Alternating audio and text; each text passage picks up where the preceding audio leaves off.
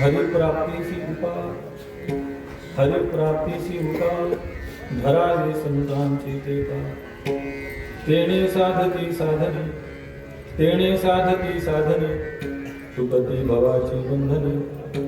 संताविण प्राप्ती नाही, संताविण प्राप्ती नाही ऐसी वेद देती ग्वाही. तेणे साधती साधने, तेणे साधती साधने तुटती भवाची बंधने. एका जनार्दनी संत, एका जनार्दनी संत पूर्ण करीती मनोरथ. तेणे साधती साधने, तेणे साधती साधने तुटती भवाची बंधने.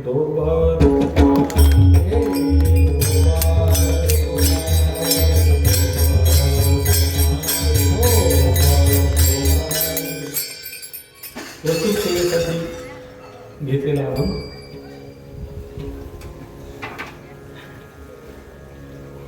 शांती ब्रह्म श्रीनाथ महाराजांचा असून भगवंताच्या प्राप्तीचा निश्चित उपाय सांगणारा असा हा अभंग. अभंगाचं काहीसं चिंतन करण्यापूर्वी सेवेचं प्रवृत्ती निमित्त हनुमान जयंतीचा आता येतानाच गाडीत तुम्हाला सांगत होता, ज्याला काहीही येत नाही अशा माणसाला हमखास कार्यक्रम मिळण्याचे दिवस म्हणजे रामनवमी ते हनुमान जयंती. आणि त्या न्यायानं माझ्यापर्यंत ही सेवा आली.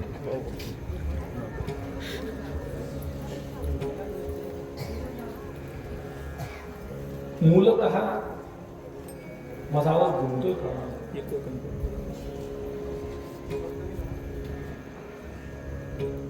हिंदी भाषेत मला उलट हा बस असं असं आहे. मी विचार हा करतो की परमार्थ शांततेत झाला पाहिजे, परमार्थाचा परिणाम दिसला पाहिजे. आपण परमार्थ दाखवतो त्यामुळे परिणाम दिसत नाही.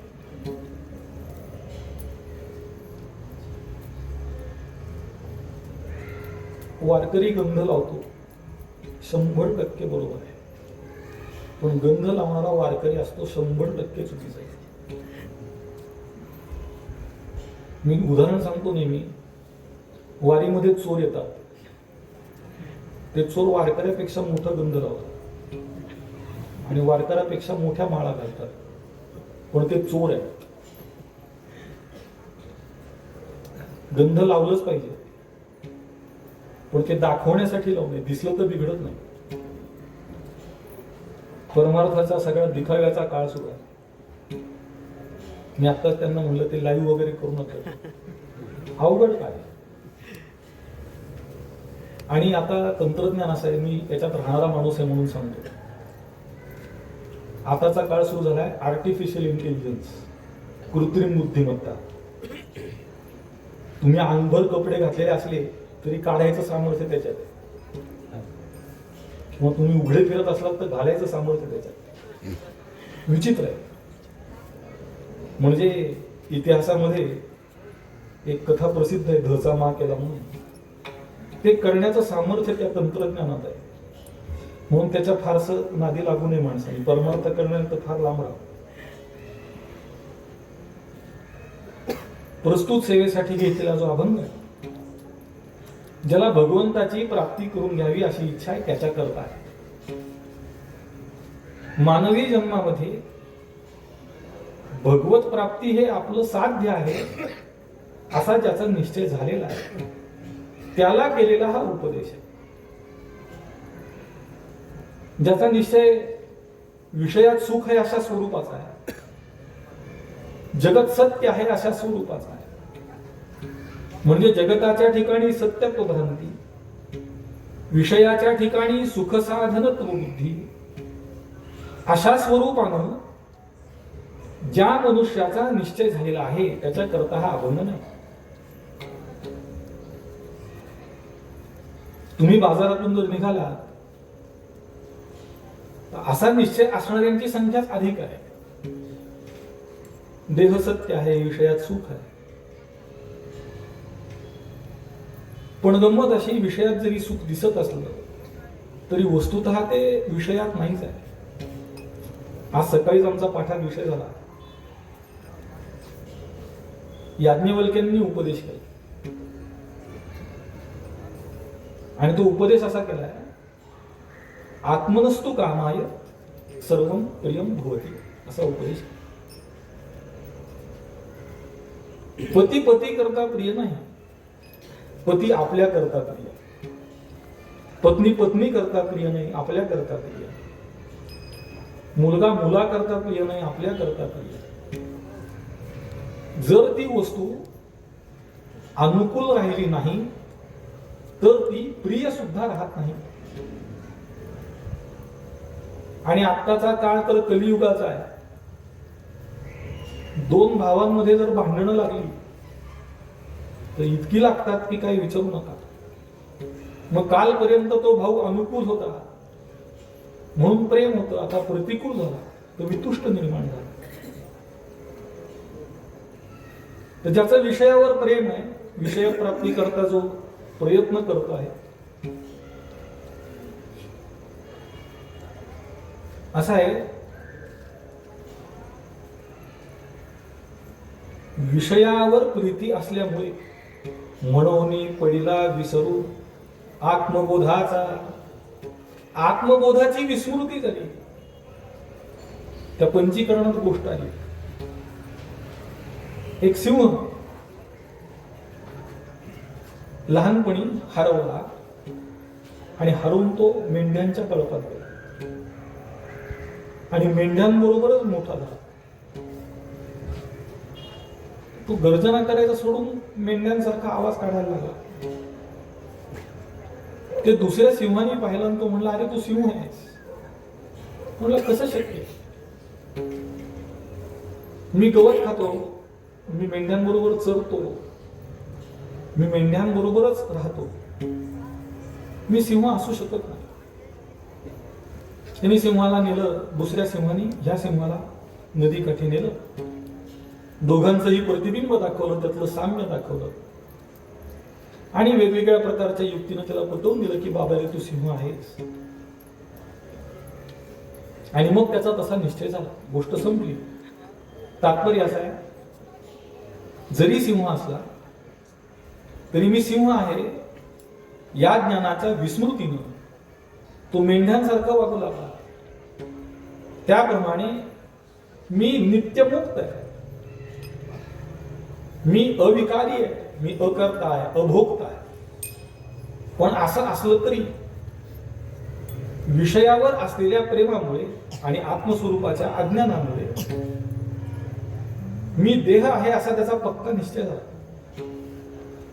मग अशा मनुष्याला हा उपदेश नाही. माणसं विषयामध्ये इतकी आसक्त होतात की तुटतात, मरतात, पण विषय सोडत नाही.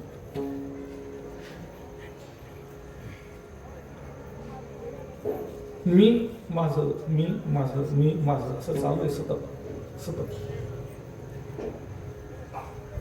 मुक्त होता परी बळे झाला,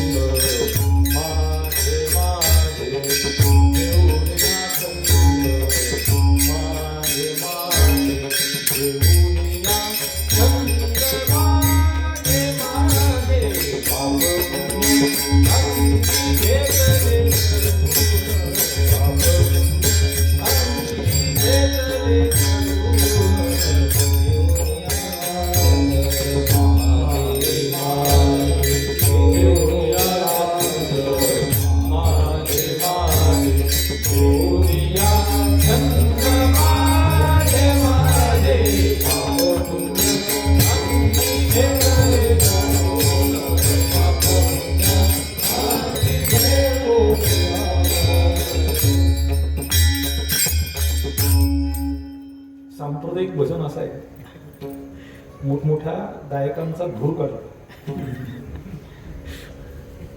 मला कुठल्याही चालीचा राग माहित नाही हे काही, पण या चाली अशा आहेत त्या कोणी बांधल्या ते माहित नाही, कुठल्या व्यक्तीचा त्याच्यावर प्रभाव नाही आणि मूळ संत वाङ्मयाच्या अर्थाला अधिक अनुकूल स्वरूपाच्या आहे, म्हणून सांप्रदायिक चाली म्हणाला. 1-2-3 सूचना देतो बरं आधी. मी इथे पहिल्यांदा आल्यामुळे देतो, पुन्हा आलो तरी देईन, नाही आलं तरी चांगलंच आहे. मी जर एखादं वाक्य चांगलं बोललो तर टाळ्या वाजवू नका. मी काही तुम्हाला आश्वासन द्यायला आलेलं नाही. मी तुमचं घर बांधून देणार नाही, पाणी देणार नाही, काही नाही. संप्रदायाच्या नियमाला धरून सगळं आचरण ठेवा. ज्यांना फार घाई असेल त्यांनी पुढे बसू नका, मागं बसा, मागच्या मागच जावा, म्हणजे घरी.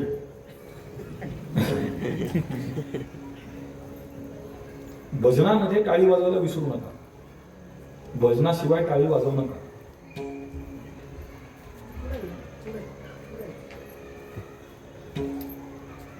कीर्तन होईपर्यंत माझ्याशिवाय कोणी बोलू नका. म्हणजे अगदी स्पष्ट सांगायचं तर माझा वेळ जात नाही म्हणून मी कीर्तन करत नाही.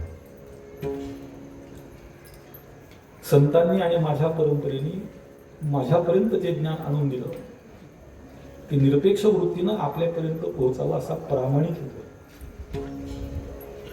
मी एकदा गुरुदेव महाराजांना विचारलं की आपण एवढा प्रवास करून जायचं मरमर करत, 2 तास कीर्तन करायचं आणि परत यायचं. त्याच्यात हल्ली असं झालंय की कीर्तनाचे श्रोते सगळे 60च्या पुढचे, म्हणजे ज्यांची अर्धी लाकडं गेली पुढं ते श्रोते, आणि जे तरुण आहेत ते ऐकायला येत नाही, ते पोट भरण्या करता येणार. ज्याला खरं तत्वज्ञान संपादन करायचंय, मोक्ष संपादन करायचंय, अशा तरुणांची आवश्यकता आहे. आणि हे ऑनलाईन परमार्थ बंद झाला पाहिजे सगळा. अर्थात काहीतरी वाईट बघण्यापेक्षा कीर्तन बघतो बरे, हे ठीक आहे, पण ते कसं बघतो? तंगड्यावर करून बघतात कीर्तन. असे गादीवर झोपतात, पायाखाली 2 उशा घेतात आणि ते तंगड्यावर करून कीर्तन बघतात. आणि समजा एखादा कीर्तनकार आवडला आणि ढकलून देतात पुढचा. तत्वज्ञानाचा अपमान आहे सगळा, संत वाङ्मयाचा अपमान आहे. मी सगळ्यांना प्रार्थना करतो की नका ते टाकत जो युट्यूब आणि लोकांना लय हाऊस. तुम्हाला तात्यांचं वाक्य सांगतो, ब्रह्मलीन तात्यांचं, माझे परमगुरु त्यांचं वाक्य की लोकेशणा हा मायेचा शेवटचा फटका. मरेपर्यंत लोकेशणा निर्माण होणार. दारेशणा, वित्तेशणा, लोकेशणा. लोकेशणा सगळ्यात भयानक. एक मोठे कीर्तनकार त्यांना भेटायला आले. काय तात्या कसे येतात ते? म्हणजे चांगले, तुमची आमची चांगली, माझी पण अशी बरी नसते, पण म्हणले लोक मला बसू देत नाही, सारखं कीर्तनाला घेऊन जातात. तात्या महाराज म्हणले तुम्ही आश्रमात तुमची पिशवी घेऊन या, ही समोरची खोली आहे ना तिथं तुम्ही थांबा, मी बाहेर बसतो, तुम्हाला कोण कार्यक्रमाला येतो मी बघतो. मी त्यांनी वापरलेला मधला शब्द मी गाळला, कारण ती योग्यता त्यांची, माझी नाही. आणि त्याच्या पुढे ते वाक्य असं म्हणाले, महाराज लोक बसू देत नाहीत हे खोटे, तुम्हाला बसवत नाही. कारण लोकेशन हा भयंकर आहे. मी पाहतो लोक त्या गावात येण्यापूर्वी सांगतात की माझी वाद्यपूजा करा, मला अमुक पद्धतीचं जेवण पाहिजे, मला अमुक भाजी पाहिजे, आणि त्याच्याही पुढे जाऊन पैसे बिसे ठरवतात. नालायक लोक. तुम्हाला एक तत्व सांगतो, जे परमार्थ करतात त्यांना तत्व सांगतो. कोणी पैसा घ्यावा घेऊ नये, ज्याचं त्याचं स्वातंत्र्य. शास्त्रांनी सांगितलंय कुणाचा अधिकार आहे कुणाचा नाही, सविस्तर विचार आहे. पण एक मी निश्चित सांगू शकतो की परमार्थ करणाऱ्यांनी पैसा मागू नये, मिळेल त्यात संतुष्ट राहा. श्रीमंती असली तरी संतुष्ट असावं, गरिबी असली तरी संतुष्ट असावं. तर सांगण्याचं तात्पर्य, ज्याला या मानवी जन्मामध्ये भगवंताची प्राप्ती करून घेतली पाहिजे असं वाटतं, त्याच्यासाठी शांतीब्रह्म नाथ महाराजांनी हा उपदेश केला. तर मी गुरुवर्य महाराजांना विचारलं, एवढा प्रवास करायचा? एकदा तर काय झालं, मी बऱ्याचदा सांगतो, खेडोपाडी 9 ते 11 अशी वेळ ठरतात, मी जात नाही. कारण 9 ते 11 ही भोगी लोकांची वेळ आहे, भोगप्रधान. प्रथम प्रहर में सब कोई जागे, दूसरे प्रहर में भोगी, तीसरे प्रहर में चोर जागे, चौथे प्रहर में योगी. तर 6 ते 9 9ला संपलं पाहिजे कीर्तन, फार तर फार 9:30. कारण पुढचा भोगाचा काळ आहे, सगळा भोगप्रधान. ती भावना सुद्धा त्या काळातली तीच आहे, म्हणून कीर्तनाचे अलीकडे. तर मी गेलो एका ठिकाणी कीर्तनाला, आणि श्रोते असेच 60च्या पुढचे, जावा बसा तिकडं 2 तास, आमच्या डोक्याला शांती उद्या जावा म्हणून पाठवलेले असे आले, बसले. आणि ते त्यातले बरेच जण झोपले, तर 9, 10:30 होत आले होते, झोपले. सगळे झोपले, पण त्यातले एक घोरायला लागले. तर मी त्यांना म्हणलं, झोपा तुम्ही, पण घोरू नका, कारण बाकीच्यांची झोपमोड व्हायला लागली. अशा माणसाचा हा विषय नाहीये, लक्षात घ्या. काल एक 10वीतला मुलगा मला भेटला.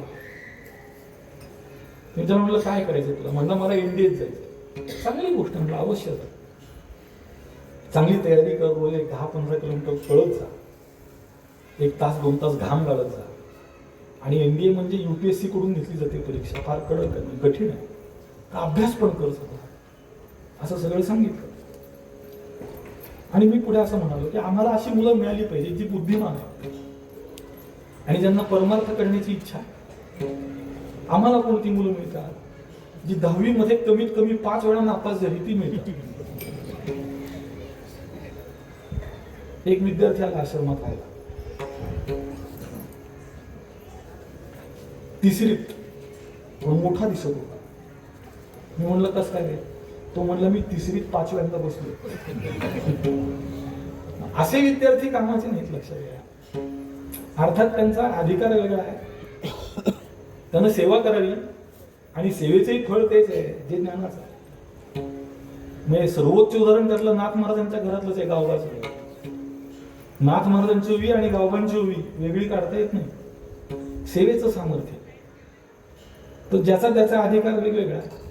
पण तत्वज्ञानाचं श्रवण करण्याकरता कोण कोणी ते सांगतो? बुद्धिमान, तरुण, संस्कारक्षम, मातीचा ओला गोळा हातात मिळाला पाहिजे, सुंदर आकार देत आहे बघा मूर्तीसारखा, दगडालाही देत आहे तो आकार. पण ज्या दगडाच्या पोटात गाठ असते त्याला आकार देते. स्वच्छ माणूस पाहिजे, बुद्धिमान, शांत, आणि तो हरिप्राप्तीचा प्रयत्न करत असेल त्याला उपदेश. हरिप्राप्तीसी उपाय, हरिप्राप्तीसी उपाय,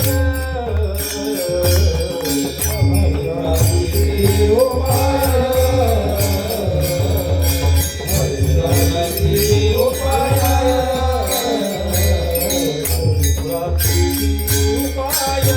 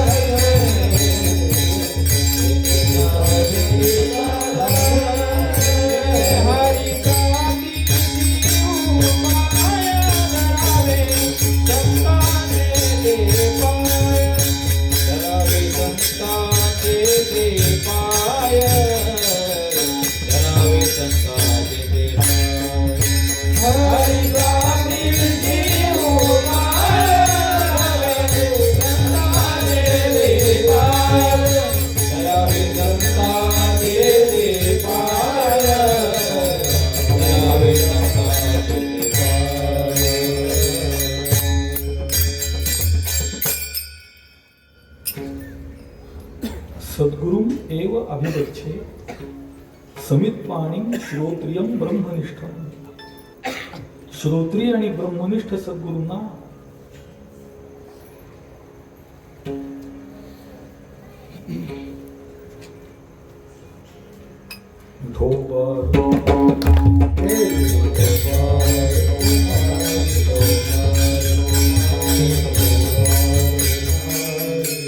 हातामध्ये समिधा घेऊन शरण गेलं पाहिजे.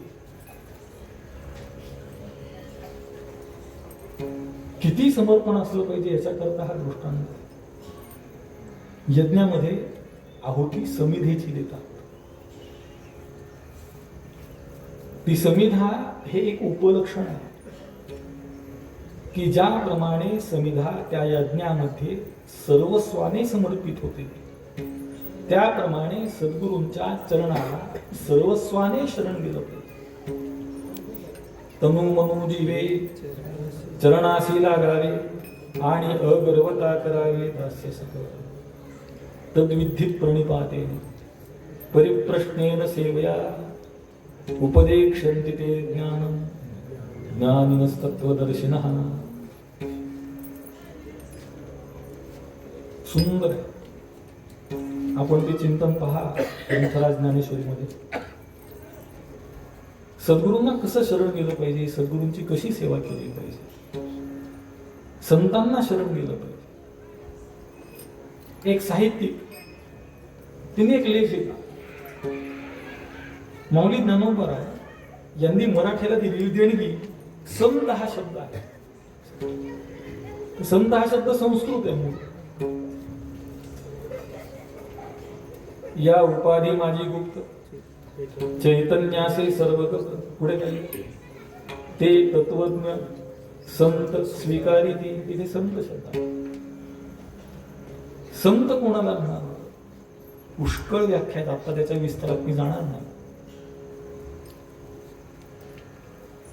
चैतन्याच्या सदत्वाची विशेषत्वाने जिथे अभिव्यक्ती होते त्यांना संत म्हणतात. त्याच्यामध्ये असं धातू आहे, त्याचं सत रूप होतं आणि तो शब्द सन संतौ संतः असा जातो. प्रथमा बहुवचन. त्यांना संत म्हणा. तर संतांना शरण गेलं पाहिजे. संतांचे पाय धरले पाहिजे. आजकालही धरले जातात पण ओढण्या करतात. मग कितीतरी वेळा मी अनुभव घेतला त्याचा. लोक पायात हात घालून पाडतात.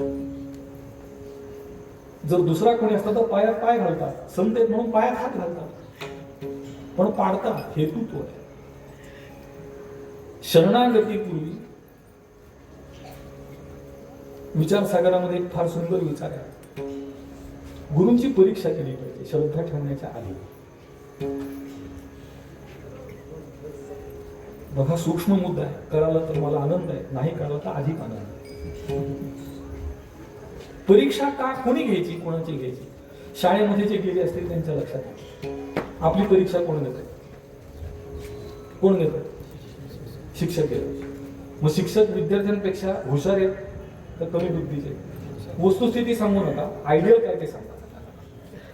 वस्तुस्थितीनं शिक्षक बुद्धिमान आहेत की नाही. कारण काय, तुम्ही शाळेत जा आणि त्या मुलांना विचारा, हुशार मुलांना, हुशार म्हणजे खरे हुशार. एकदा काय झालं, एक मास्तर आले एका वर्गात ते इन्स्पेक्शनला आणि ते म्हणले तुमच्या वर्गातला हुशार मुलगा उभा. मास्तर म्हणले बंड्या उठ. बंड्या उठला.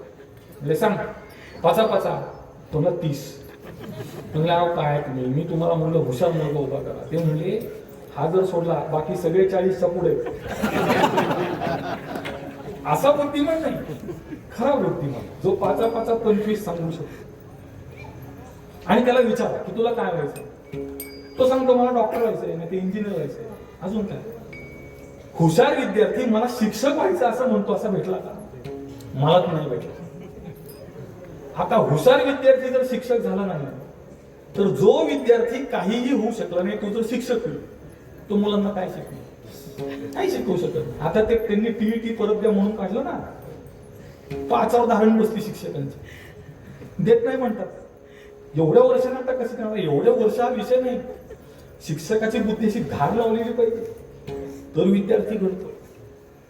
कुठे होतो आपण? मागची गोष्ट कुणाचं लक्ष नाही. कुठे होतो? विचारसागरात गोष्ट काय? परीक्षेची. कोणाच्या? गुरूंच्या. हातचं कीर्तन तुमच्या करता.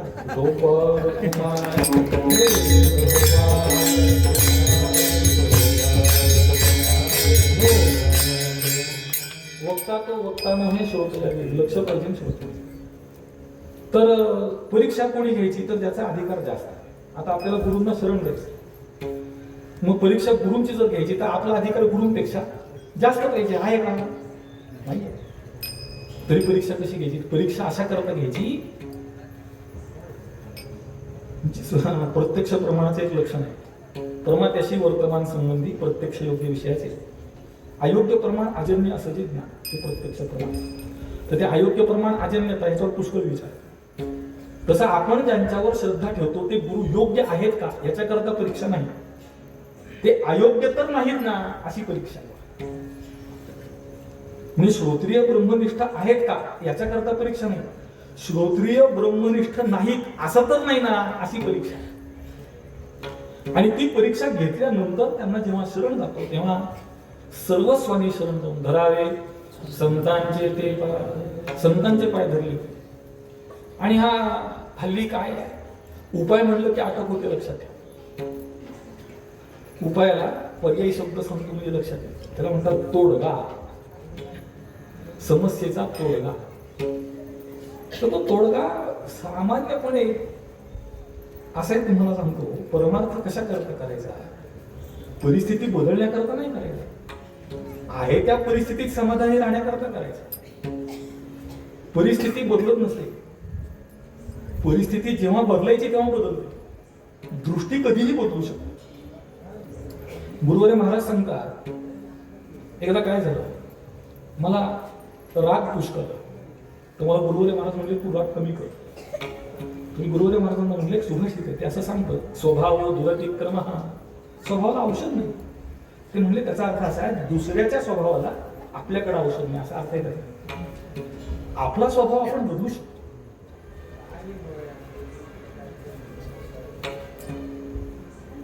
कीर्तन सुरू असताना काही लोकांना खोड अशी फोडणी देतात. फोडणी कीर्तनात ठसकाच लागला सगळ्यांना.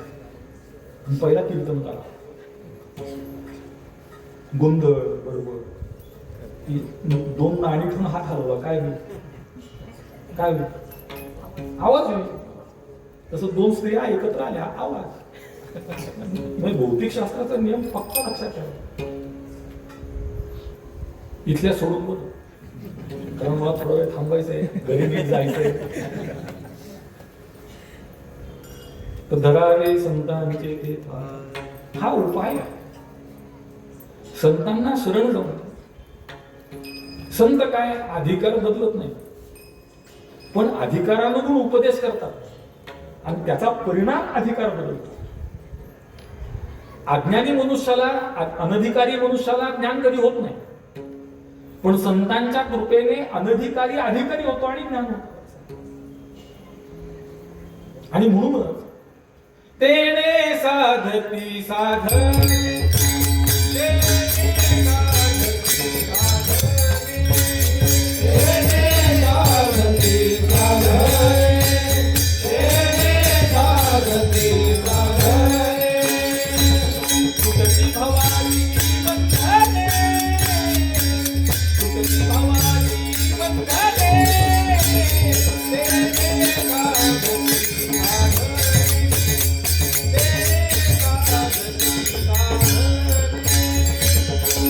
भवानी वंदने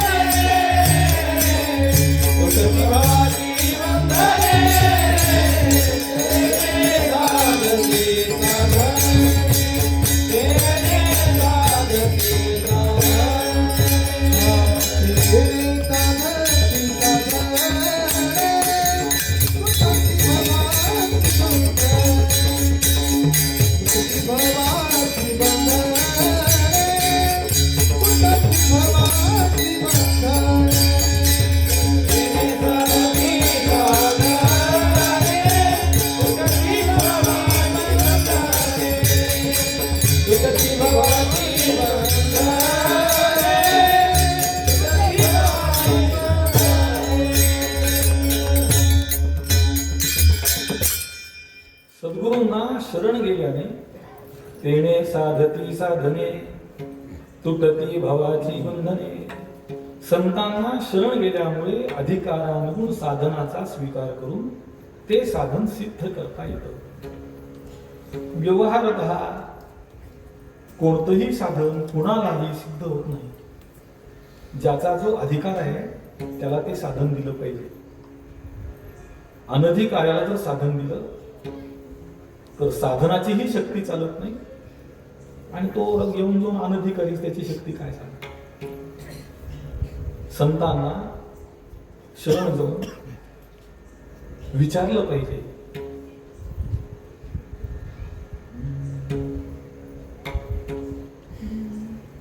यावेत या काकुळती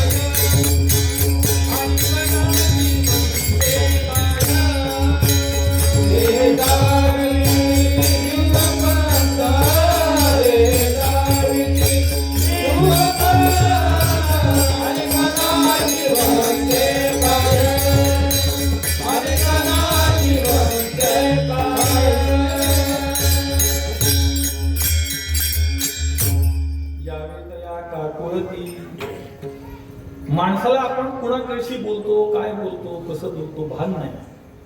किंवा कोणाकडे गेल्यावर काय मागितलं पाहिजे कळत नाही. सामान्यांची गोष्ट सांगत नाही, मोठ्याची सांगत. ध्रुव बाळाने तपश्चर्या केली, सगळ्यांना ती माहित आहे कथा. लागू भूताचा उतारा सांगतो आत्ताचा. भगवंताने सांगितलं वरमुही वर माग, ते परत घुमायला लागला आवाज.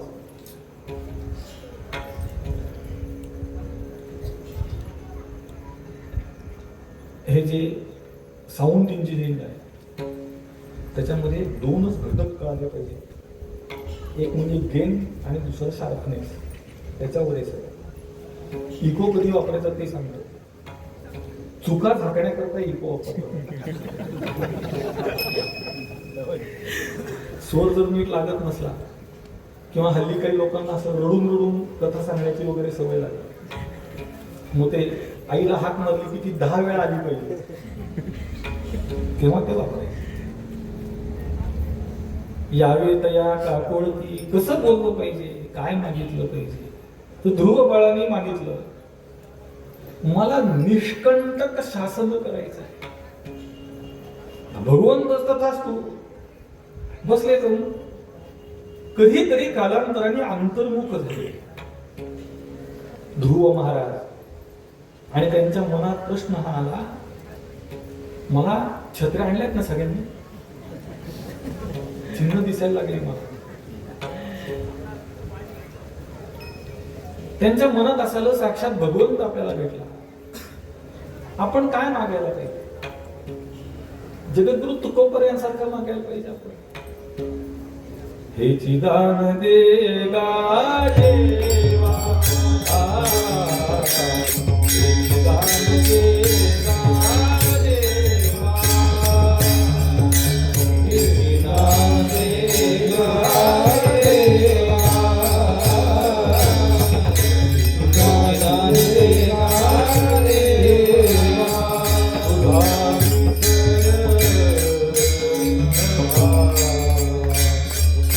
तुझा विसर न व्हावा, तुझा विसर न व्हावा, तुझा विसर न व्हावा, गुण गायन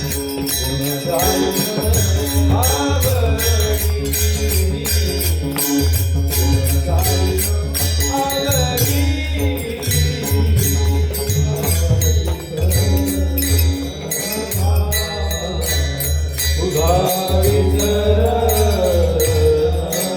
आवडी. तुझा विसर न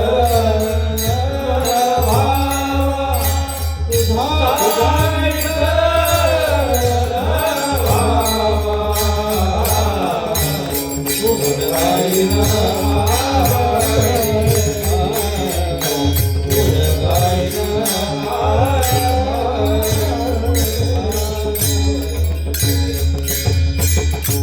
असं काहीतरी मागितलं पाहिजे. किंवा नलगे मुक्ती धन संपदा संत संग देई सदा, असं काहीतरी मागितलं पाहिजे. मी राज्य काय मागून बसलो? पुन्हा तपश्चर्या केली. भगवंताने म्हणाले बोला. म्हणले मला राज्य नको, मला मोक्ष हवा, मला ज्ञान हवंय. भगवंताने सांगितलं आता वर दिला 100 वर्ष राज्य करा, ते झाल्यानंतर मोक्ष मिळेल आणि मग मोक्ष करा. तात्पर्य कोणाकडे कसं काय मागितलं पाहिजे हे कळायला पाहिजे. लोक संतांकडे जाऊन काय मागतात? जरा कब्बर चहा द्यावं म्हणतात, काहीतरी जेवायला वाढा म्हणतात, किंवा थोडं अधिक मोठा विचार करणारा मला मूलबाळ होऊ दे, माझं बंगला बांधणं होऊ दे, गाडी होऊ दे, असलं मागत बसतो. पण जो खरा मुमुक्ष तो श्री गुरूंकडे जेव्हा जातो तेव्हा तो म्हणतो हे श्री गुरु मला उपदेश करा, मला मुक्त करा, मला ज्ञान प्राप्त होऊ द्या. आणि त्यावेळी सद्गुरू त्याच्या अधिकारानुगुण साधनाचा उपदेश करतात. आणि तेणे साधती साधने, साधन असणं आणि साधन सिद्ध असणं फार फरक आहे. झाड तोडायला काय लागतं? कुऱ्हाड. हे झाला साधनाचा विचार. आणि कुऱ्हाडीला धार असली पाहिजे हा झाला सिद्धतेचा विचार. नुसती कुऱ्हाड म्हणून झाड तोडत नाही, धार पाहिजे. त्याप्रमाणे आपण नुसता साधनाचा स्वीकार करून भागत नाही, ते साधन सिद्ध केलं पाहिजे. आपल्या श्री गुरूंनी आपल्याला दिलेला जो मंत्र आहे तो आपल्या अधिकारानुगुण आपल्या मोक्षाचं साधन आहे. पाऊस जवळ आलाय बरं, थंड हवा आली बरं.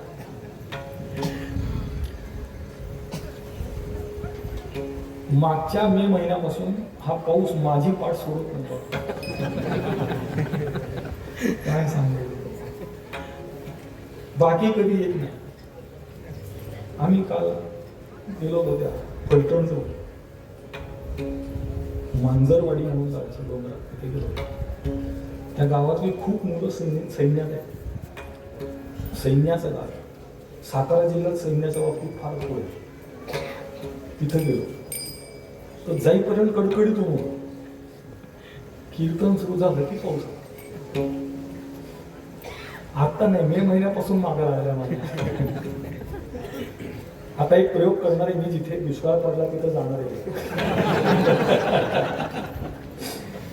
म्हणजे खरंच मागा लागलाय का नाही कळलं. तर साधन करणं आणि साधन सिद्ध असणं याच्यात फरक आहे. नाही तर संतांना असं लिहावं लागलं नसतं. आपुल्या हिता जो असे जागता लिहायला लागलं नसतं. अडचण ही आहे, ज्याला हित कळतं ना तो सुद्धा त्याच्या प्राप्तीचा प्रयत्न करत नाही. आणि आपलं हित कोणी सांगितलेलं आपल्याला आवडत नाही. कीर्तन करायला कोण आवडतो? वा वा वा, काय कीर्तन झालं, वा वा वा, असं कीर्तन, वा तू खरं ऐकलं माझं. आयोजकाला कीर्तनदार कोणता आवडतो? त्याच्या 10 पिढ्याची धन्यता सांगत पुस्तक तो एक तास. कीर्तन राहिलं बाजूला, अभंग राहिला बाजूला, तू धन्य, तुझा बाप धन्य, तुझा आजा धन्य, याच्यावर एक तास बोललो, मग हा कसा खरा कीर्तन करा, खरा शोधला, अशी जोडी. त्याला एक दृष्टांत सांगतो तुम्हाला. एकदा काय झालं, उंटाकडे लग्न होतं, उंटाच्या घरी लग्न होतं आणि गाढव शांती पाठक मिळाला. मग आता अशा वेळी उष्ट्राणांचे गृहे लग्न, गर्दभा शांती पाठक आहात परस्परम प्रशंसंती अहो रूपम अहो रूपम. हा, तर त्यातली विसंगती सांगतो तुम्हाला किती असतात. उंटाला जर तुम्ही वळंबा लावला, कुठेच वळंबत नाही उंट, सगळा वेळा वाकडा तिरपा असा आहे, पण अहो रूपम. आणि गाढवाला कुठला स्वर, म्हणून तर तो गाढव ना. ज्याला गाढवाचं पिल्लू फार सुंदर असतं, ते मोठं झालं की गाढव होतं, गाढव म्हणून तर ते गाढव. पण अहोध्वनी तसं संयोजकांनी कीर्तन करायची स्तुती, कीर्तनकारांनी संयोजकाची स्तुती. हा परमार्थ नव्हे. तुम्हाला एक तत्व सांगतो, पटो न पटो, आवडो न आवडो, कीर्तनामध्ये भगवंताची, संतांची, गुरुंची आणि आपल्या माता पित्यांची स्वरूप कोणाची स्तुती करायची, नाव सुद्धा घ्यायचं, उल्लेख सुद्धा करायचा, निर्देश सुद्धा. मला लोक चिठ्ठा आणून देतात, माझा फ्यूज उडतो याचं नाव काय, हा कोण? आमचे मोठे नेते असतील, तुमचे मोठे नेते, माझ्या करता तो नाही कोणी. मी खाली उतरल्यावर त्याची पूजा करतो, काही अडचण नाही. ही गादी त्याचं नाव घेण्याकरता नाही. इथे कुठल्याही, म्हणजे गुरुजींचं वाक्य सांगतो तुम्हाला, त्यांचं फार परखड आहे, तुम्ही थोडं सौम्य करून सांगतो. गुरुजी म्हणायचे, जीवानं जीवाची स्तुती करू नये. त्याच्या पुढे असं सांगायचे की जीवाने ईश्वराची सुद्धा स्तुती करू नये, जीवाने फक्त आपल्या सद्गुरूची स्तुती करा. इतकी निष्ठा पाहिजे.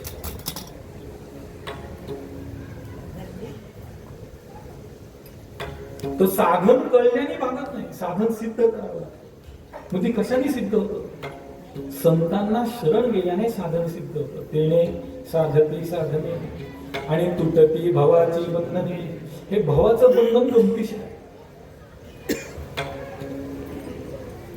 मध्यंतरी आश्रमात ते दुरुस्तीचं काम सुरू होतं. अहिल्यानगरची काही मंडळी ते काम करत होती. त्यातल्या एकाकडे गाढव आहे. त्यांना मी ही गोष्ट विचारली की ही खरी आहे का? कारण माझा गाढवांशी संबंध फार कमी आला. म्हणजे 4 पायाचे, 2 पायाचे लय वेळ. मी त्यांना विचारलंय खरं आहे का की गाढवाला बांधावं लागत नाही, गाढवाच्या पायाजवळ हात फिरवला की ते उभं राहतं आणि पुन्हा हात फिरवला की निघतं. हे खरं आहे? म्हणले खरं आहे. म्हणजे न बांधता जो बांधला जातो त्याला गाढव म्हणतात. ते संसाराचं बंधन खरंच बांधलेलं आहे का, तर न बांधता बांधले? मग आता खरं गाढव कोणी बघा. गाढवाला गाढव म्हणणं आणि माणसाला गाढव म्हणलं, तर माणसाला गाढव म्हणणं गाढवाला शिव. 2-3 कारण आहे. गाढव प्रामाणिक, माणूस प्रामाणिक, माणसं इतका बेईमान प्राणी नाही. गाढव ओझ म्हणून नेतो, त्याच्या पायाखाली 4 विटाऱ्या चांगल्या भाजलेल्या, त्या फुटेपर्यंत ओझ नेतो. आणि गाढव शुद्ध पाणी पितो. गाढवानी प्यायलेलं पाणी माणसाला पिण्यायोग्य. आता माणूस काय काय पितो बघा. गाढव चांगलं ना, म्हणून माणसाला गाढव म्हणणे शिवी. पण ते बांधल्याशिवाय बांधलं जातं ना, म्हणून गाढव. आणि दुसरा त्याचा भाव असा आहे, ते पावसाळ्यामध्ये सुकतं, उन्हाळ्यामध्ये कुंटुमीत, म्हणून गाढव. त्याप्रमाणे हे संसाराचं बंधन न बांधता बांधणार आहे. किंबहुना हे बंधन बांधण्याबरोबर बांधणार सुद्धा आहे. द्वैताचे बंधन लोक न बांधीजे म्हणतात, ते न बाधीजे. द्वैताचं बंधन बांधणार नाही, द्वैताचं बंधन बांधणार. जीवदशा म्हणजे बांधणं. एखादी वस्तू बाधते याचा अर्थ काय, पचनी पडत तेव्हा ती बाधते. तसं हे द्वैताचं बंधन बांधणार. आणि ते बंधन जर तोडायचं असेल, सोडवायचं असेल, खरी तर गोष्ट अशी आहे आपुली आपण करा सोडवण, आपुली आपण करा सोडवण, आपुली आपण करा सोडवण, संसार बंधन तोडावे, संसार बंधन तोडावे, आपुली आपण करा सोडवण, आपुली आपण करा सोडवण, आपुली आपण करा सोडवण, आपुली आपण करा सोडवण, संसार बंधन तोडावे, संसार बंधन तोडावे. हे खरं की आपली सोडवणूक आपण करायची, दुसरी काय सोडवणूक. आपल्याला काय होतं आपल्याला कळतं ना. आता आपल्याला काय होतं आपल्यालाच कळत नसेल तर कोणी उपाय करू शकत नाही. आता काही काही लोक डॉक्टरकडे जातात आणि सांगतात मला कसनुस होतो. आता हे कसनुसाला औषध नाही जातात. ते कसनुस काय आहे नेमकं ते व्यवस्थित लिहून आणा, म्हणजे शुद्ध मराठीत सांगू का, डिफाईन इट, त्याच्या बाउंड्री फिक्स करा. काय मला सकाळी 8 ते 9 पोट दुखतं, 9 ते 10 डोकं दुखतं, जे काय असेल ते व्यवस्थित मांडा आणि सांगा. डॉक्टर, वकील आणि गुरु यांना खोटं बोलू नये पाहिजे, सुटका होत नाही. डॉक्टरला तर आता काही लोकांना अवघड जागी दुखणं होतं, लाजून चालत नाही, मग तिथे नाही तो उपचार कसा करणार. वकिलाला तुम्ही काय घडलं खरं सांगा तर सोडवे, आणि गुरुला तुम्ही काय ते गुरुला, डॉक्टरला, वकिलाला कळत नाही असं नाही. म्हणजे चांगल्याला बघ, चांगला वकील छत्री लावून बसला आणि या या या असं नाही, जो खरं तर नाही. डॉक्टर म्हणजे कुठली डिग्री नाही काय नाही, उगीच आपलं कुठून तरी उचलून डॉक्टर पदवी लावली, कुठून तरी उचलून वकील लावली. तुम्हाला सांगतो जे खरं अभ्यास करतात ना आपल्याकडे,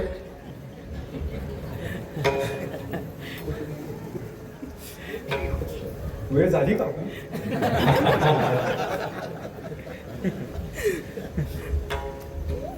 एकदा एक कीर्तन करायचं वगैरे, कीर्तन करायला आणि असं पखवाज स्वरामध्ये मनणारे सांगले वगैरे असं जमलं. तर कीर्तनात असं आहे, तुका म्हणे आम्हा भजन प्रमाण, भजन जर रंगलं मग काय बघायचंच नाही लक्षात. तर रंगलं 2 तास झाले भजनच, 2 तासांनी डोळे उघडले, एकच श्रोता सांग म्हणजे तू खरा श्रोता. म्हणला नाही, सतरंजी माझी.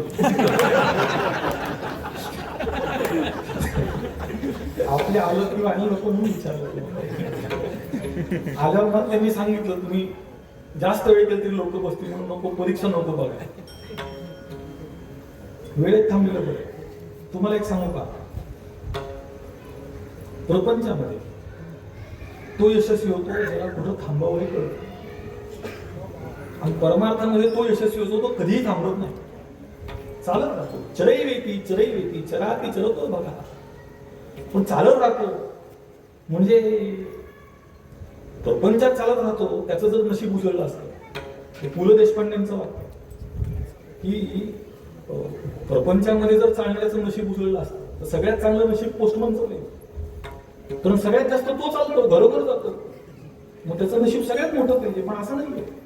चरैवेती डोळस चालणं पाहिजे, भ्रमण करताना डोळे उघडे पाहिजे, तिथून काय काय वेचता आलं पाहिजे दृष्टीला, चांगलं चांगलं चांगलं उचलून घेता आलं पाहिजे. लोकांना वाईट वाईट उचलता येतं, चांगलं नाही उचलता येत. तुम्ही बघा 2 गोष्टी. आफ्रिका नावाचा देश गरीब आहे, म्हणजे आजही तिथे भुकेनी लोक मरतात इतका गरीब आहे. पण आफ्रिकेतला माणूस जर तुम्हाला भेटला तो आफ्रिकेला कधी शिवाय देत नाही. भारतातला माणूस भेटू दे, पहिला भारताला शिवाय, आणि दुसरे हिंदूंना शिवाय, हिंदूंना शिवाय. एकदा काय झालं, अमेरिकेचा अध्यक्ष आला भारतात नेहरूंच्या काळात, आणि ते बाहेर गेले फिरायला. तर डबे घेऊन बाहेर बसली ती माणसं, तर त्याला ते वाईट वाटलं. म्हणलं किती अस्वच्छता आहे तुमच्याकडे, लोक बाहेर बसतात शिवड्या शौचालय, काय बरोबर झालं. नंतर नेहरू गेले, ते तिथे गेले फिरायला, तिथे एक जण बसला होता बाहेर असा उघड्या. नेहरू म्हणले आमच्या देशात तुम्ही नव्हते, तुमच्या देशात काय. म्हणजे आणायला घेऊन त्याला इकडं आणला, कुठलाही म्हणला भारतातला.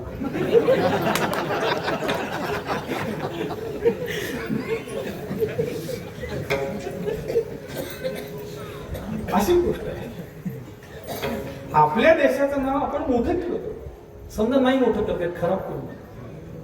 आपल्या पूर्वजांचं नाव आपण मोठं केलं, नाही करता आलं, खराब करू नका.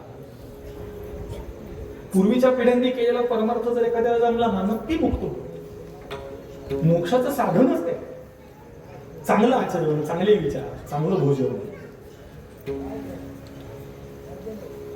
जेवायला बसतो कोण? कीर्तनकार. तिखट काही नाही कमवू, सात्विक खाना, तिखट अजून तिखट. आता अजून किती तिखट होतं? बुद्धीचं काय होईल? गाईचं दूध नाही आपल्याकडे, आपण दूध पितो हल्ली जर्सीच. जर्सी हा वेगळाच प्राणी आहे, म्हणजे डुकराचा संकर आहे त्याच्यात, आणि त्यामुळे त्या दुधातून रोग होतात, ते पिऊ नये. पण आपल्याला 30 लिटर 40 लिटर 30 लिटर दूध कसं पिईल कुठला प्राणी? हे पाशवी आहे, म्हणजे राक्षसी आहे. शुद्ध विचार, शुद्ध आचार, चांगलं चांगलं वेचत वेचत पुढे गेलं पाहिजे. तर ही साधना करत असताना, साधनाचा स्वीकार केल्यानंतर भवाचं बंधन तोडण्याकरता ते साधन सक्षम. कोणाचा अधिकार श्रवणात आहे, कोणाचा मननात आहे, कोणाचा निधिध्यासनात आहे, कोणाचा तत्वम पदार्थ शोधनात आहे. तर लोकांना श्रवण सांगायचं. मी परवा सांगितलं एका ठिकाणी की श्रवण या शब्दाचा अर्थ आत्मसात करणे असा होतो.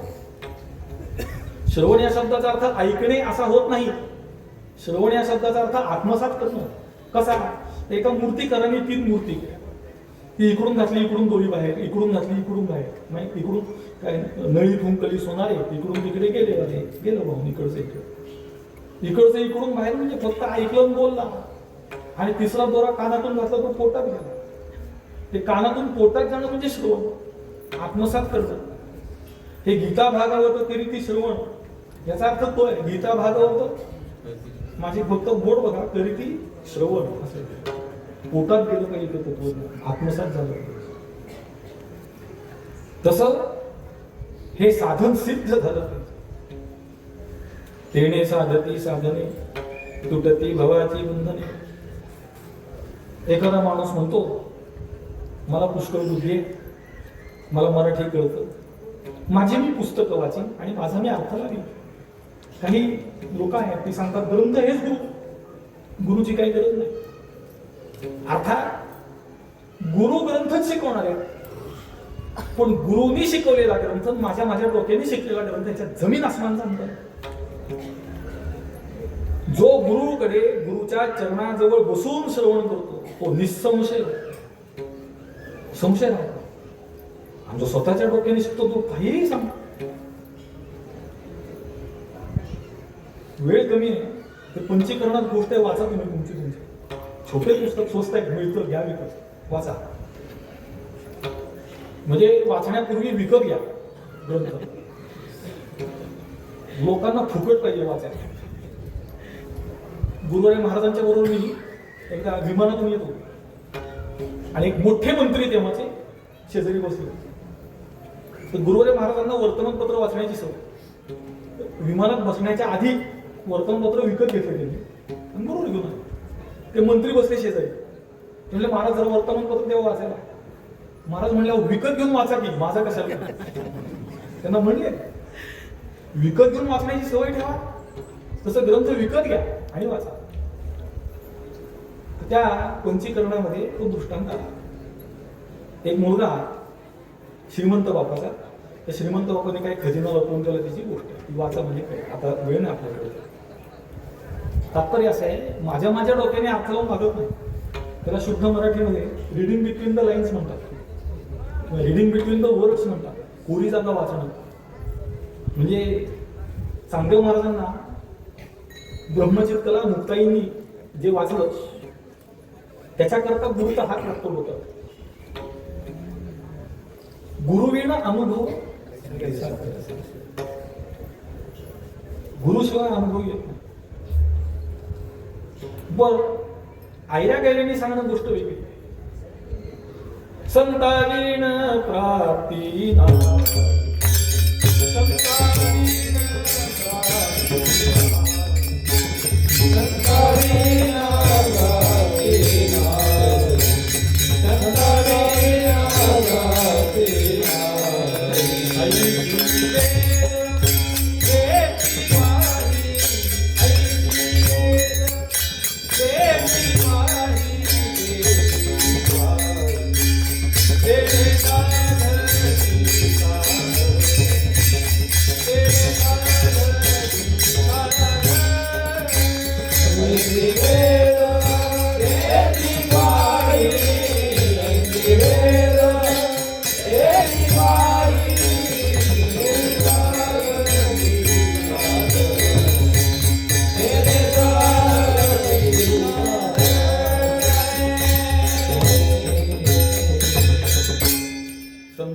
प्राप्ती नाही ऐसी वेद देती ग्वाही. वेद हे प्रमाण आहे, वेद हे अपौरुषेय आहे. वेद मनुष्य बुद्धीने लिहिलेले नाहीत, वेद अभिव्यक्त झालेले आहेत. तुम्ही थोडं फिरा,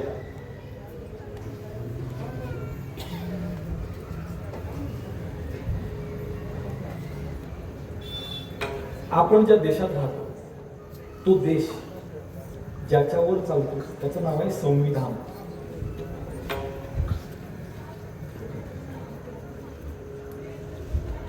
संविधानावर देश चालतो. तुम्ही एखाद्या हिंदूला विचारा, तुझ्या समोर जर वेद ठेवला, संविधान ठेवला, पहिलं काय उचलशील? तो म्हणतो संविधान. दुसऱ्या कोणाच्याही समोर ठेवा, तो म्हणतो मी माझा धर्मग्रंथ पहिला उचलतो, संविधान नंतर. माझं म्हणणं हे नाही की आपण वेद उचला, माझं म्हणणं हे आहे सर्वांनी संविधान उचललं पाहिजे, तर त्या उचलण्याला अर्थ आहे. फक्त हिंदूंनीच उचलेला हात उचलला. भारत सरकारने एक जाहिरात सुरू केली, हम दो हमारे दो. ती फक्त हिंदूंनीच मनावर घेतली, बाकी कोणी मनावर घेतली नाही. आणि ती किती मनावर घेतली? आधी हम दो हमारे दो, हम दो हमारा एक, आता हम दोच, हमारा कोणीच नाही. हिंदू अल्पसंख्य होतो, संख्या घटायला आणि फार लांब नाही.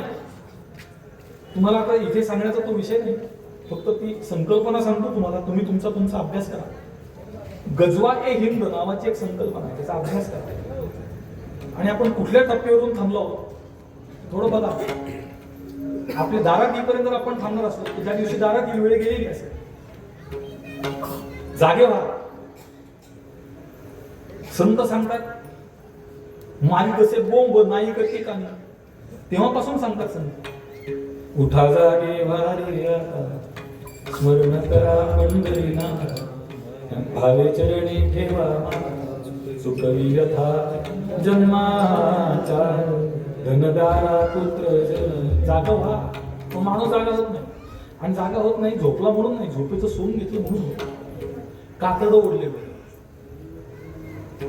आता जी जनगणना आहे ना, काही लोकांची मागणी काय की हिंदूंची जातीगत जनगणना करा. कशा करता? भांडणं लागली पाहिजेत ना. ती भांडणं लागण्याकरता आधार पाहिजे काहीतरी, तर जनगणना झाली म्हणजे मग भांडणाला आधार नाही. बाकीच्या लोकांमध्ये जात नाही असं नाहीये, पण ती मोजली जाणार नाही, हिंदूंची मोजली जाणार. कशा करता? भांडणं लागली पाहिजे. आपण फार म्हणजे बाकी बाहेरच्या देशांचं कसे, आता हे युद्ध चाललंय ना, अमेरिकेबरोबर एक देश आहे छोटा युद्धात, त्याचं नाव इस्रायल. त्या इस्रायलचा इतिहास बघा. इस्रायलचा जो आकार आहे तो पुणे जिल्हा इतका आहे, आणि इस्रायलची जी लोकसंख्या आहे ती पुणे शहर इतकीच. पुणे, पिंपरी चिंचवड एवढे 90 लाख देशाची लोकसंख्या. पण आज तो देश प्रगत आहे, महासत्ता आहे. इतका कमी आकार, इतकी कमी लोकसंख्या, पण तरीही महासत्ता आहे. त्याचं कारण इस्रायल देशाच्या आत इस्रायलचा एकही शत्रू राहत नाही. आपले शत्रू आपल्या देशात राहतात, म्हणून आपण पुढे जाऊ शकत नाही. आता ते कोण आहे तुम्ही शोधा ना, मी कशाला सांगतो. मी बोललो की पुन्हा खटले होतात. खटले म्हणजे गुन्हा. खटलं शब्दाचा वेगळा अर्थ आहे, गुन्हा ते नाही. गुन्हा दाखल 1947 ते 2025 लोकसंख्येचा आलेख इतका वाढला आहे, विस्फोट झाला लोकसंख्येचा. 40 कोटी लोकसंख्या होती, 38 कोटी, 145 कोटी झाली. पण सर्वेक्षण असं सांगतं की हिंदूंची संख्या 43% घटली. का वाढले कोण? तुम्ही शोधा. मग मी वेगळ्या काळात राहतो, तुम्ही वेगळ्या काळात राहता असं नाही. तुम्ही त्याच काळात राहता ना, शोधा, फिरा, बोला समाजाचं. उलट असं आहे की हिंदू हा शब्द उच्चारायला जरा त्रास पाहिजे, भीत भीत उच्चारावा लागतो, अशी परिस्थिती. असो, अहो ज्यांना आयुष्यात एवढ्या वर्षात स्वतःच्या मापाचा पायजमा जमला नाही, अशा लोकांनी आम्हाला शिकवलं म्हणजे अवघडीन परिस्थिती.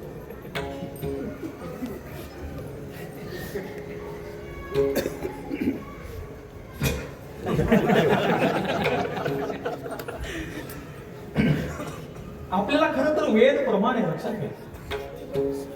संविधानाचं प्रमाण आहेच, पण वेद आहे प्रमाण. तुम्ही एक सांगा, हिंदूंना हिंदू कोडबिल नावाचा कायदा आहे. तो कायदा असा सांगतो की 2 लग्न करणं गुन्हा आहे. कुणी? हिंदूंनी, बाकीच्यांनी नाही. मग कायद्यासमोर सगळे समान झाले का? नाही झाले, प्रत्येकाला वेगळा आहे. त्याच्या पुढचं सांगतो तुम्हाला, कलियुगाचा महिमा. कायदा श्रीमंताला वेगळा आहे, गरीबाला वेगळा आहे. आणि तुम्हाला तो वेगळेपणाचा अनुभव घ्यायचा असेल तर श्रीमंत व्हा, म्हणजे कळेल. गरिबीत राहून नाही करणार, श्रीमंत व्हा म्हणजे कळेल. फक्त सन्मार्गाने श्रीमंत व्हा. एक सत्वभाव, दृढला म्हणतात ना, धृती, सात्विक धृती, ती असली पाहिजे माणसाकडे, म्हणजे कळेल. असो, तर वेद प्रमाण आहे. आणि वेद सांगतात संतावेळ प्राप्ती नाही. वेद ग्वाही देतो. भगवंत भक्ताला आपले हात हलवून सांगतो, बाह्या उभारून सांगतो.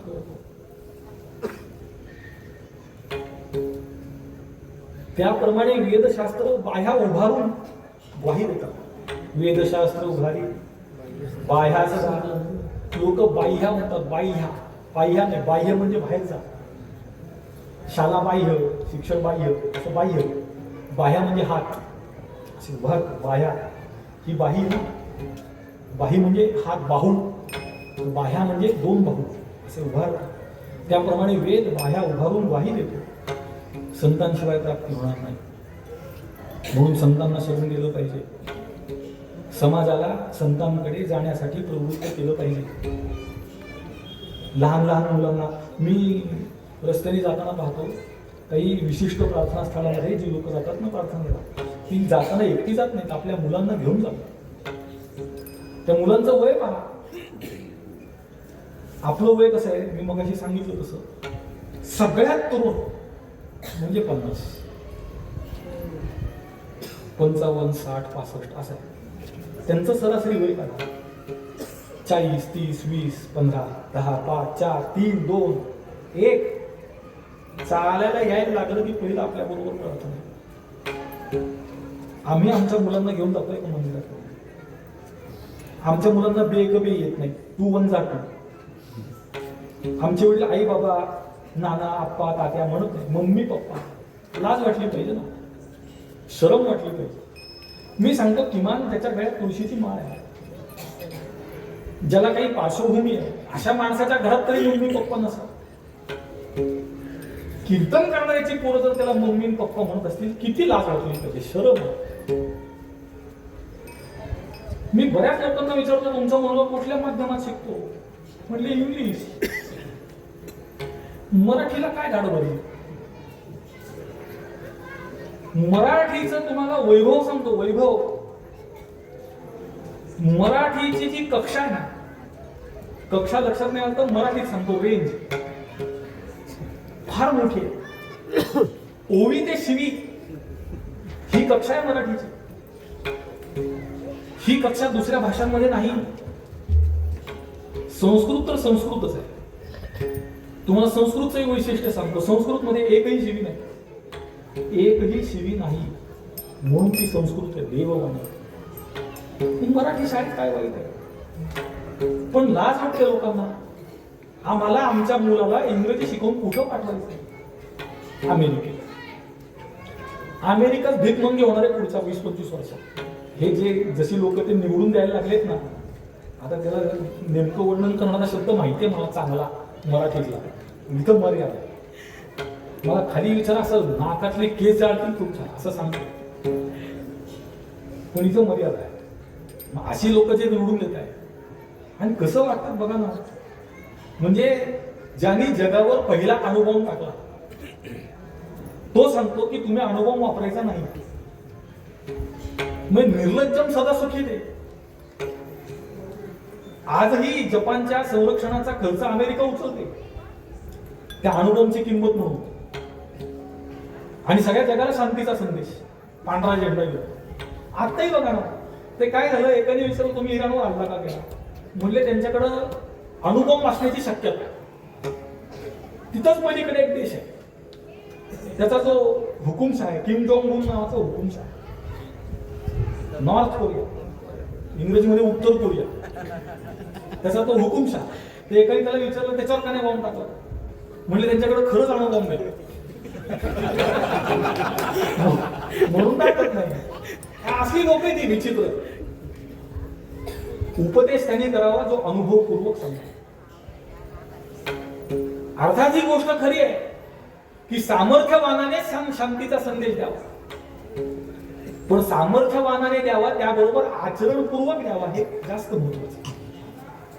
त्याप्रमाणे संत आचरणपूर्वक उपदेश करतात. संतांच्या बोलण्याचा प्रभाव होतो, संतांच्या सांगण्याने जीवनात परिवर्तन होतं. म्हणून संताविण प्राप्ती नाही, ऐसी वेद देती ग्वाही. आपली ठरलेली वेळ झाली, पण एक 10 मिनिटात थांबलो चालेल ना? तेवढं चालत नसेल तर लगेच थांबू, काय अडचण नाही.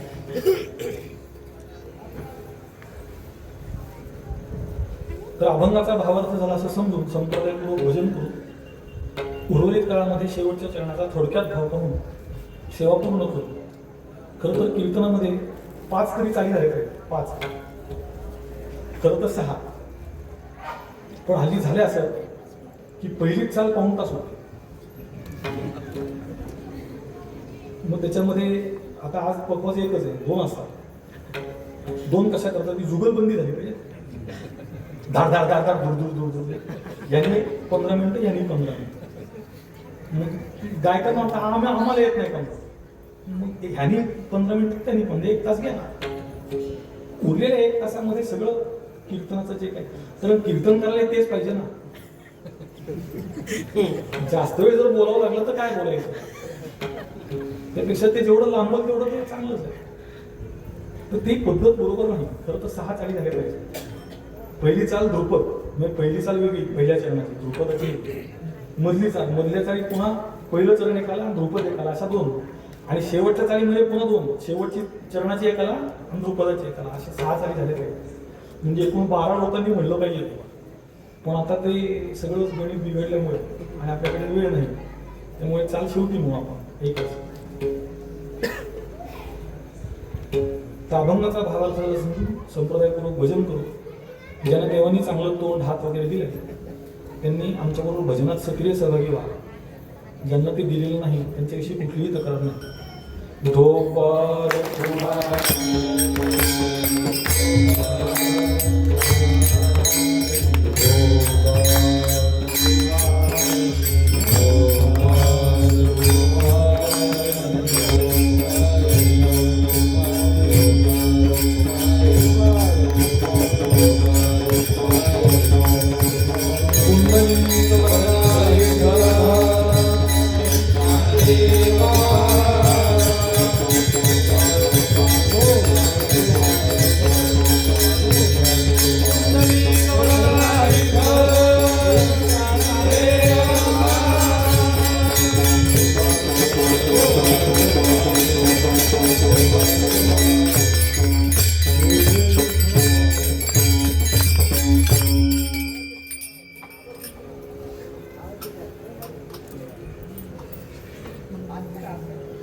माणसं पंढरपूरला जाऊन काय करतात शोध.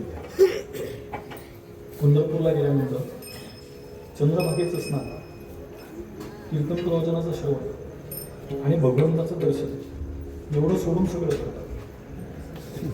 तिथल्या जमिनीचे भाव त्यांना माहिती, खायदाणी कुठं मिळतात ते माहिती, पण या गोष्टी करत नाही. कसं कीर्तनाला गेलं की कीर्तन सोडून सगळं चालतं. असं एका जनागनी संतो, एका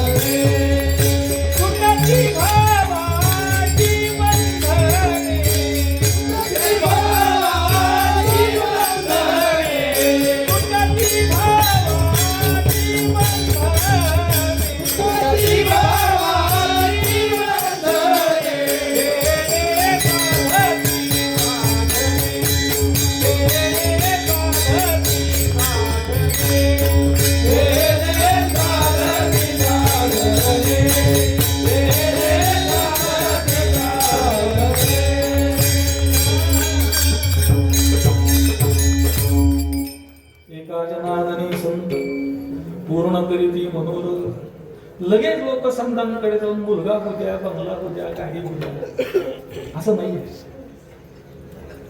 ज्याप्रमाणे जे खळांची व्यंकटी सांडू पुढे म्हणा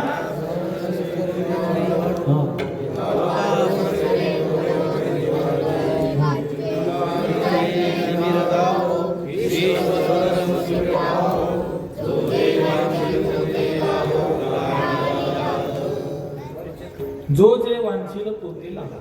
आधीच सगळं पूर्ण झाल्यानंतर व्यंकटी सांडो, स्वधर्म सूर्य पाहू, हे सगळं झालं पाहिजे. भूता परस्परे पुरो मैत्र जीवाचे, जीवांचे नाही बरं, जीवाचे. जीवाचे कसं काय तर जीवा भावाची मैत्री असते ना, जीवाम भावाची नसते, म्हणून मैत्र जीवाचे. ते झाल्यानंतर जो जे वांछील होते. कसं तुम्ही संतांना शरण गेला, संतांनी साधनाचा उपदेश केला, साधनाला सिद्ध केलं, या भवरोगाचं बंधन तुम्ही तोडलं, त्यातून सुटला आणि वेदाने सांगितल्याप्रमाणे संतांच्या मार्गदर्शनामध्ये ही वाटचाल तुम्ही केलेली आहे. अशा वेळी तुमच्या मनात जी इच्छा निर्माण होईल ती संत पूर्ण करतात. मग ही वाटचाल केल्यानंतर मनात येणारी इच्छा आहे मोक्षाची. याचा सरळ सरळ अर्थ आहे संत आपल्याला मोक्ष प्रदान करतात, संत आपल्याला ज्ञान प्रदान करतात, संत आपल्याला संतत्व प्रदान करतात, आपल्या सारखं करतात. आपणासारखे करीती तात्काळ, कात नाही काळ वेळ. तर तात्काळ या शब्दाचा अर्थ ही प्रक्रिया झाल्यानंतर तात्काळ. तात्काळ म्हणजे कुणी गेला, हात आला, करंट लागला, मुक्त झाला असं नाही. साधना केल्यानंतर ज्याप्रमाणे माऊली सांगतात ना, कानावचनाचे भेटी, सरिसाची पै किरीटी, वस्तू होऊन उठी कवनी कसो. ती अवस्था संतांच्या उपदेशाने, संतांच्या कृपेने आपल्याला प्राप्त होते. ती प्राप्त व्हावी अशी भगवंताच्या चरणी प्रार्थना. झालेल्या सेवेमध्ये जे योग्य शास्त्र संवाद आहे ते माझ्या गुरुपरंपरेचे आहे, माझ्या सद्गुरूंचं आहे. मला माहित नाही मला का बोललं,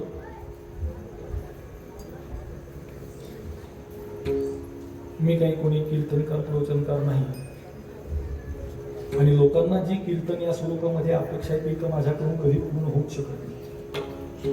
ख्या ख्या खो खो खी खी, कमरे खालचे विनोद, चुकीची भाषा, असंसदीय. आपल्या संसदेमध्ये असंसदीय शब्दांचा कोश आहे. ती संसद आहे माणसांची.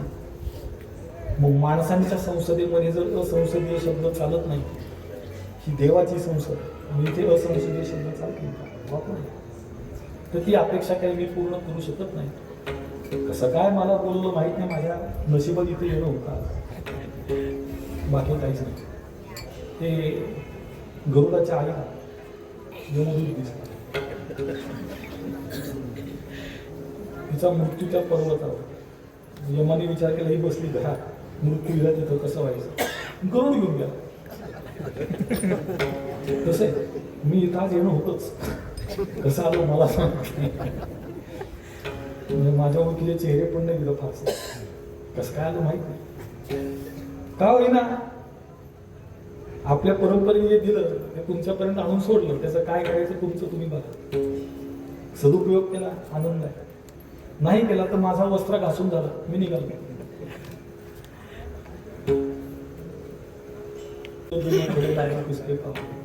तसे लांब नको जायला, तुम्हाला आपल्या जवळच सांगतो. निळा म्हणे आम्ही नोळखोची जेव्हा तुपयाचा धावा कसे, आपल्या जवळच आहे.